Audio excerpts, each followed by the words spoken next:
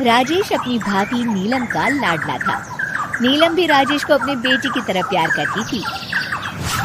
राजेश, लखनऊ वाले मामा जी ने तुम्हारे लिए एक बहुत अच्छा रिश्ता बताया है। लड़की बहुत अच्छी है, अब तुम शादी कर लो। अरे नहीं भाभी, शादी तो बर्बादी है। भला तुम्हारे हाथों के खाने में जो स्वाद है वो किसी और के हाथों में कहाँ। मुझे अभी शादी नहीं करनी भाभी। राजेश की ना नुकुर करने के बावजूद घर वाले उसकी शादी करवा देते हैं, लेकिन फिर भी राजेश अपनी भाभी का पल्लू नहीं छोड़ता। वो अपनी पत्नी को बिल्कुल तवज्जो नहीं देता था।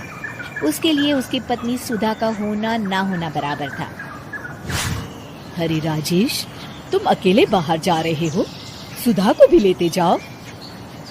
अरे क्या भाभी, हफ्ते में एक दिन तो छुट्टी मिलती है और आप वो भी खराब करना चाहती हैं। सुधा बाहर जाके क्या करेगी, वो घर में ही ठीक है। वैसे मुझे देर हो रही है भाभी, चलता हूँ मैं। राजेश की इस बेरुखी से सुधा हमेशा उदास रहती थी। फिर एक दिन नीलम इस विषय को लेकर अपने पति से चर्चा करती है। सुनिए जी, राजेश को कब अकल आएगी? वो तो सुधा की बिल्कुल कदर ही नहीं करता। अब आप ही बताइए, ऐसे कैसे चलेगा? तुम ठीक कहती हो, राजेश को सही रास्ते पर लाना ही पड़ेगा। चलो मैं तुम्हें एक उपाय बताता हूँ। फिर 2 दिन के बाद नीलम बाजार से खरीदारी करके घर लौटती है।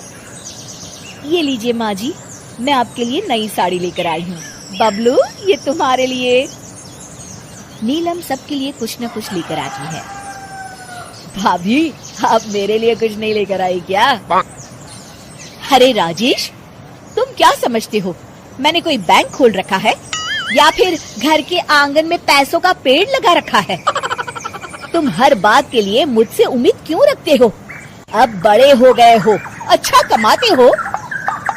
क्या भाभी, मैं तो बस।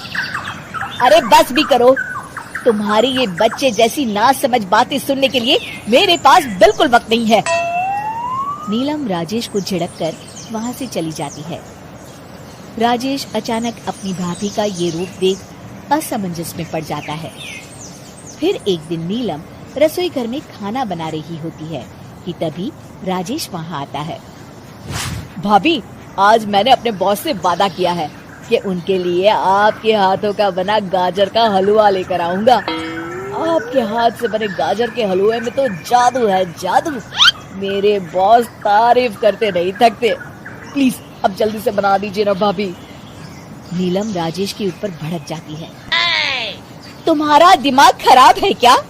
आखिर तुम मुझे समझते क्या हो? इस घर की नौकरानी?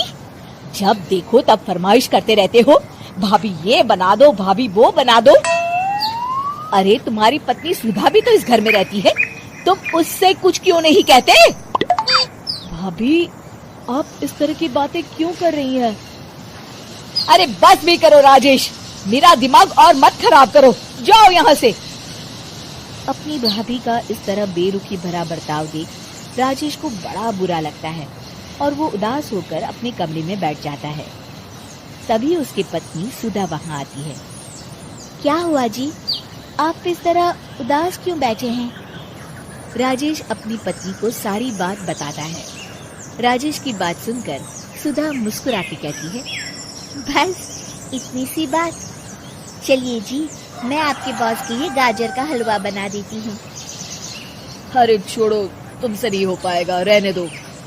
आप तो बस देखते जाइए जी, अभी आती हूँ मैं। थोड़ी देर के बाद सुधा हलवा बना के राजेश को देती है। फिर राजेश अपने ऑफिस चला जाता है। शाम को जब राजेश घर आता है तो खुशी के मारे अपनी पत्नी सुधा को गले लगा लेता है। अरे वाह सुधा, तुमने तो कमाल कर दिया। सच में क्या स्वादिष्ट हलवा था।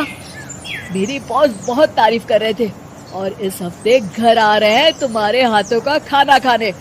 और इतना ही नहीं, उन्होंने मेरा प्रमोशन भी कर दिया है। सच? हाँ, मुझे माफ कर दो सुधा, आज तक मैं तुमसे गैरों की तरफ पेश आता रहा। अरे ये कैसी बातें कर रहे हैं जी, मैं तो आपकी पत्नी हूँ। धीरे धीरे राजेश अपनी पत्नी के साथ पूरी तरह घुल मिल जाता है।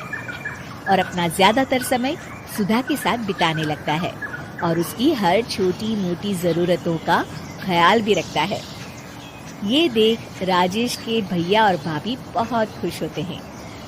फिर एक दिन राजेश और सुधा बाहर से घूम कर आते हैं। राजेश, सुधा के प्रति तुम अपनी जिम्मेदारी समझो, इसीलिए मैंने तुम्हारे साथ ऐसा बर्ताव किया था। अगर तुम्हें मेरी किसी बात का बुरा लगा हो तो मुझे माफ कर देना। अरे अरे भाभी, ये क्या कह रही हैं? मैं जानता हूँ आप तो मेरे लिए हमेशा अच्छा ही सोचोगी। आखिर आप वर्ल्ड की बेस्ट भाभी जो है।